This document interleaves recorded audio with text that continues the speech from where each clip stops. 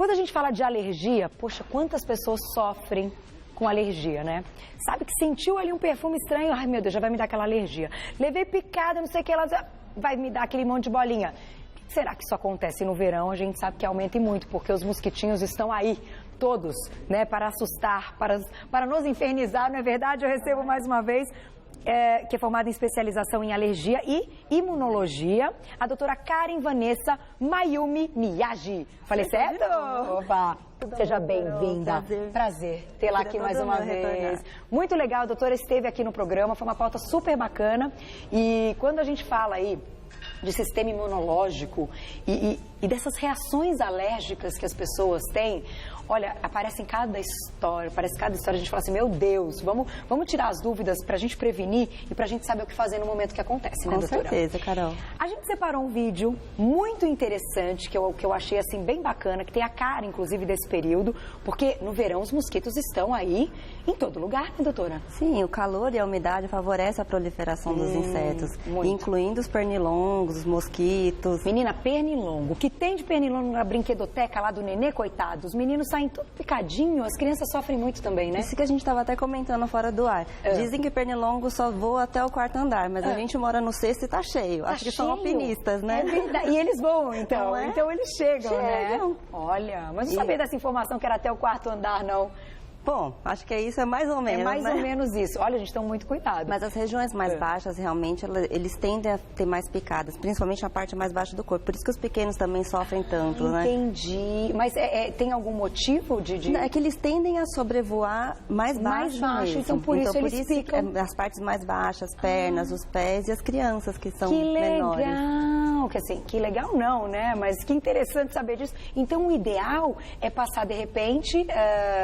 o protetor, né? Repelentezinho nas partes mais baixas. Na perninha. Sim. Ai, que ideia interessante. É verdade, gente. É sempre na perna que ficam as bolinhas quando a gente tem ali picada de pernilongo. Mas, Carol, daí a gente tem que lembrar também que as crianças, o uso de repelente é restrito. Como é que é, então? Vamos dar essa dica, então, do uso de repelente. Depende da faixa etária. Tá. Já existe repelente a partir dos 6 meses de idade. Certo. Então, a gente tem que usar o adequado à faixa etária da nossa criança. Não podemos usar um repelente adulto numa criança. Não, e a outra coisa que a gente tem que tomar cuidado também são com as alergias respiratórias. Que às vezes um cheiro do repelente também pode atrapalhar, fazer uma crise de rinite, uma crise de bronquite. Entendi. Então as crianças que têm alergia respiratória também a gente tem que ter cuidado redobrado com elas. E não escolher então um repelente que tenha um odor muito forte. Muito forte. E olha, gente, isso é importante, porque principalmente esses dias estavam com muito sol, na piscina tinha um monte de bichinho na piscina, assim, sobrevoando, né? Piscina, praia, final de tarde, que a gente termina levando mais os pequenos esse horário. É a hora que mais os pernilongos fazem a festa, né? E é horrível, pernilongo, como incomoda. Vamos mostrar, então, como é que eles brincam, como é que eles agem, o que eles querem fazer com a gente. Vamos colocar, então, o primeiro vídeo. Gláucia, por favor, e aí... Não, é o outro. É o da picadinha. Depois a gente mostra esse. Esse aqui é legal também. Vamos colocar o outro primeiro que vocês vão entender. E aí, doutora, eu queria que você explicasse. Aqui é bem o momento que ele coloca o biquinho que a gente fala aqui, a injeção do veneno. Não é veneno, na verdade é a saliva do pernilongo, que ela é muito irritante. Tá. Ela tem substâncias anticoagulantes, liberadoras de substâncias alergênicas, por isso que a gente tem toda a sensação de coceira, de irritação, você vê? Entendi. Aqui. Olha... E aqui já se formando um processo, a vermelhidão, que é do processo da picada. De inflamação. Agora, muito engraçado, vocês repararam? O bichinho foi engordando. E a posição dele também, né? Também. Gente, presta atenção. Ele tava de outro jeito, tava magrinho, aí ele... Né? Olha só, quando ele chega, como ele começa. Por que só ele puxa o sangue? É porque, na verdade, o pernilongo, os mosquitos, a gente fala que eles são sugadores. Primeiro, eles depositam a saliva, que é o que causa o processo de irritação, de inflamação. Depois, eles sugam o nosso sangue. E aí, eles ficam gordinhos, eles vão inchando. Ai, mas eu achei muito interessante. Então, agora vamos para o próximo para entender internamente o que acontece. Então, quando você cita que ele tá... Essa é a saliva? É como se fosse a saliva? Aqui ele está injetando. Tá. Então você vê o que acontece. Quando ele faz a injeção do biquinho dele, ele deposita a saliva. Aí você vai tendo um processo inflamatório no local. Aí tem a liberação de substâncias anticoagulantes. A própria saliva, ele é um fator de irritação para a pele. Por isso que faz o calombinho, que é a picada, faz a vermelhidão, a sensação de coceira, de irritação. É isso que está acontecendo, então, a liberação dessa saliva. E ele procura a corrente sanguínea. Sim, porque é engraçado que os pernilongos, no caso, eles não se alimentam do sangue. O sangue eles usam, na verdade, para reprodução. Ah, é? É. A alimentação deles é a base de pólen, como os outros insetos. Na verdade, o sangue eles usam mais para reprodução, para o processo de produção de ovo. Caramba! Então, quanto mais pessoas eles picam e mais sangue eles conseguem retirar, mais eles se proliferam. Vamos colocar a primeira imagem, então, que a gente tem uma foto. Posso falar, Gláucia? Mandar um beijo para ela? É da filhinha da Gláucia, é da Giovana. Um beijo. Esse aqui é a mãozinha. Olha lá. Ela levou uma super picada e aí fez o processo inflamatório que você falou. O que acontece? Por que algumas pessoas, então, têm uma reação muito mais forte e intensa do que outras? Principalmente as crianças, elas são mais sensíveis. Então, a pele já é mais sensível e o que às vezes acontece é uma resposta exacerbada com a saliva, com o fator de irritação que contém ali nos componentes da saliva do pernilongo, do mosquito. Então, aí acontece a liberação de histamina, que é a substância que faz a gente coçar, ficar vermelho, às vezes até um pouco mais dolorido e um inchaço também no local. Perfeito. A gente tem que tomar bastante cuidado, Carol, também com essas picadas de extremidade, que são as regiões que incham mais, a chance de fazer infecção são mais graves, porque a gente contamina um pouquinho mais o pé, as mãos. E aqui, ó, tem outra, ó. Olha aqui na perninha, gente. Ai, judiação. Essa também é outra região que a gente tem que tomar cuidado, Carol, porque é a região de articulação. Porque também pode favorecer um processo inflamatório mais intenso. Maior. Sim. No momento que isso acontece, doutora, levou a picada, a mãe viu ou mesmo quando acontece com a gente. O que fazer na hora? Dá pra fazer alguma coisa? Dá. É interessante sempre lavar água e sabão, principalmente as crianças, manter as unhas bem aparadas, lavar com uma escovinha, água e sabão, porque o ato da coçadura que é o que pode complicar. É o que passa a bactéria. Processo de infecção secundária. Então, isso é uma coisa principal, sempre fazer higienização, tanto das mãos, das unhas, quanto do local da picada. Perfeito. Quando está bastante inflamado, ajuda bastante a compressinha com água fria, uma aguinha gelada, que alivia o processo de vermelhidão, inchaço.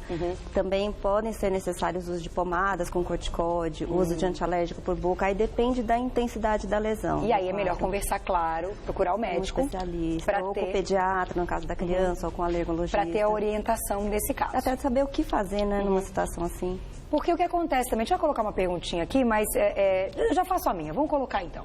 Que a gente tem tanta pergunta, fica lembrando de quando aconteceu algumas coisas, a gente vai tendo um monte de pergunta. Vamos lá, vamos colocar uma perguntinha na tela, vamos ver quem que escreveu pra gente no Insta, olha lá. Daila Menezes, um beijo pra você, obrigada pelo carinho. Quero saber sobre o uso de pulseiras repelentes em crianças de até 2 anos. Excelente pergunta. Funciona, e aí?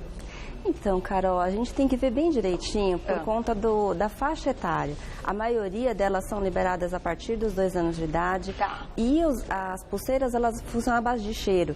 Então, assim, a gente já sabe que a extensão, às vezes, não é tão grande. Tão grande, é o que eu imaginei. Então, assim, às vezes você está colocando a pulseira, mas não impede que a criança leve picada. Entendi. Apesar de que, na verdade, mesmo com o uso de repelente, spray, também não vai impedir. Às vezes você aplica, daqui a 2, 3 horas a criança leva picada. Entendi. É tudo meio meditação paliativas, na verdade. Então, assim, não é ruim, mas pode ser que não previna totalmente, tanto. Agora, te pergunto, quando a pessoa tem ali uma alergia, não foi nem de picada, vamos falar do perfume, né? Ou mesmo contato com alguma coisa que gera alergia naquele organismo. E a pessoa fica inteira cheia de bolinhas, entende? Nossa, até no rosto, na nuca, na barriga, e vem aí, ó, aqui a gente tem um exemplo, vem as bolinhas. O que é isso? Que processo é esse? Como é que uma pessoa lida com isso? Enfim, como é que ela descobre também o que dá dano à alergia, que não é fácil, né? Eu brinco no consultório que essas lesões de pele é um serviço de investigação. Né? Porque, assim, ao mesmo tempo, nem sempre tudo que coça, que fica vermelho, é alérgico. Existe uma grande possibilidade de ser, mas várias lesões de pele se confundem com o processo de alergia. Entendi. Então, por exemplo, um perfume, tem contato com um perfume, você faz uma irritação, aí a gente já chama mais atenção realmente para um processo alérgico. Tá. Quando as lesões são muito intensa, essa coceira muito intensa, aí também às vezes faz uso de medicamentos antialérgicos para tirar da crise e aliviar os sintomas da pessoa. Entendi. Só que daí também essa pessoa tem que ser orientada, porque às vezes o quadro é mais grave. Evolui para um quadro de edema de glote, ou inchaço de boca, inchaço de olhos. Então, o paciente tem que ser orientado e já saber o que fazer em caso de emergência. E nesse caso, tem que descobrir o causador e parar de usar. Sim, não pode ter contato. Até porque senão vai ter uma reincidência, um novo quadro. E às vezes até em casos de uma dermatite de contato, uma urticária já com desencadeante específico, às vezes uma segunda reexposição, o quadro às vezes até pior, mais intenso do que no primeiro episódio. Olha, e grávidas? A gente sabe que na gravidez é batata, né? Basta estar grávida, que a pessoa nunca teve tal coisa, quando ela tá grávida aparece o negócio, batata. Eu tive uma alergia numa viagem que a gente fez, tipo, não faço a menor ideia, porque eu sei que eu fiquei toda cheia de bolinhas, e aí dá um certo pânico, porque você fala, o que eu vou passar? Tô grávida? O que as grávidas podem fazer? A minha, graças a Deus, passou no dia seguinte. Que grávida, elas têm vários fatores de predisposição. A própria gravidez, pela variação hormonal, o nosso organismo já entende como um fator de estresse. Então, favorece o desenvolvimento dos quadros de urticária. Entendi. Esse é um fator. Os outros, a pele já fica mais ressecada, então fica mais sensível, então também favorece o aparecimento de quadros de pele, incluindo de urticária. Aí a gente tem que tomar bastante cuidado por conta da restrição de medicamentos. Então, em caso de crise, já existem antihistamínicos, que são os antialérgicos, que são liberados durante a gestação.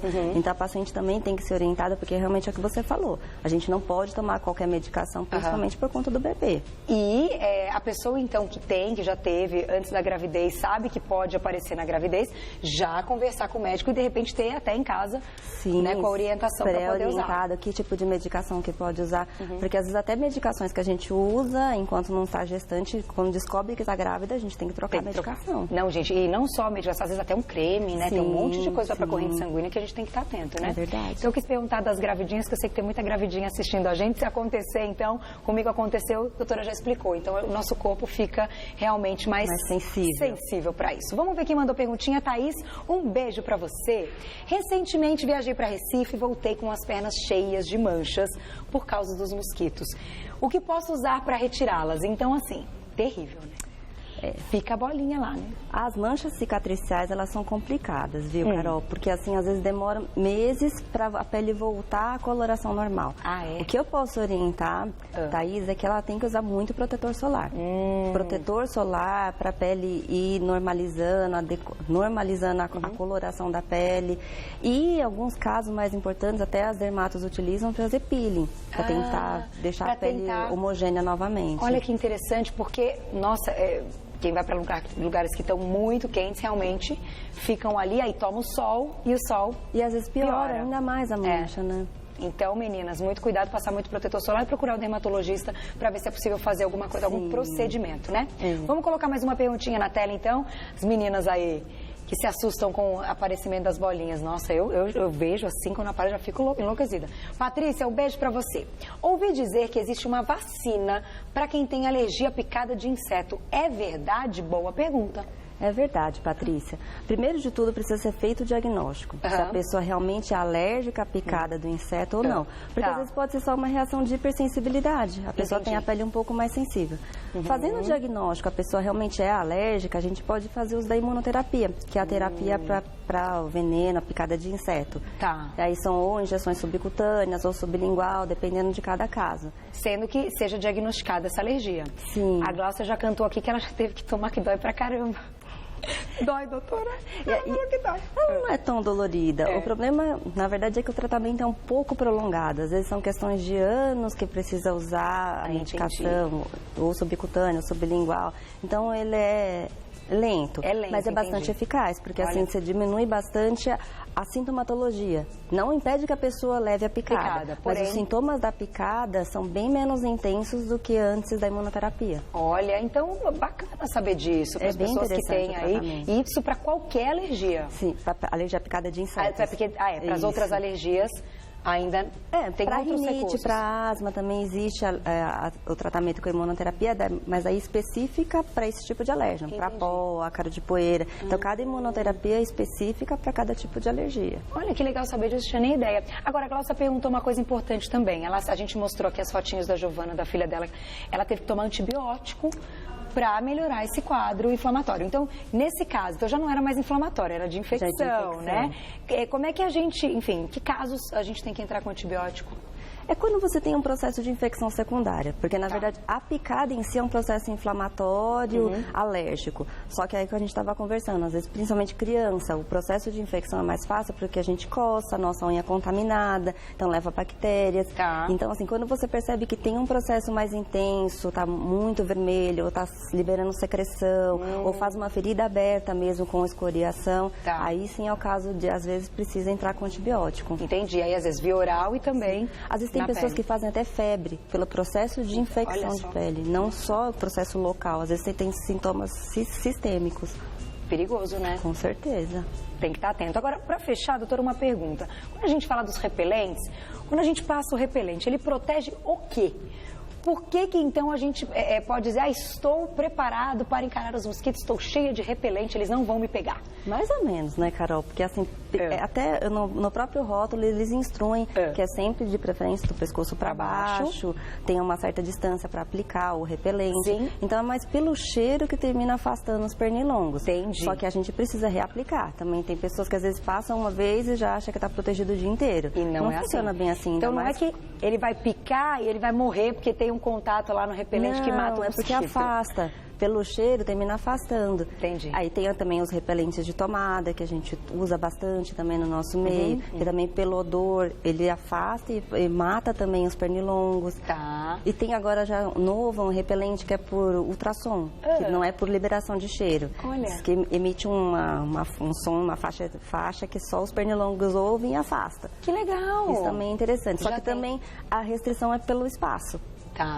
Tem que ser num espaço pequeno, menor, isso. Senão não vai ter o efeito. Ou colocar vários, né? Ou vários, Colocar na tomada? É de tomada. Colocar em várias tomadas ali do quarto, porque, gente, não dá pra dormir quando eles aparecem, né? Tá difícil, né, Carol? Terrível. Quero te agradecer, obrigada mais uma vez. Hoje a gente conversou com a doutora Karen Vanessa Mayumi Miyagi, que faz aí essa especialização em alergia e imunologia, um assunto muito interessante, muito sério. As pessoas, de fato, têm que investigar quando tem um processo alérgico, porque, como você disse, pode evoluir, pode ser pior, pode fechar a glote, enfim, casos mais sérios. Quem quiser saber mais, pode acessar o www.clinicadrfamilia.com.br. Clínica doutor abreviado drfamilia.com.br. Muito obrigada mais uma vez. Carol, até a próxima. O prazer foi nosso. Obrigada.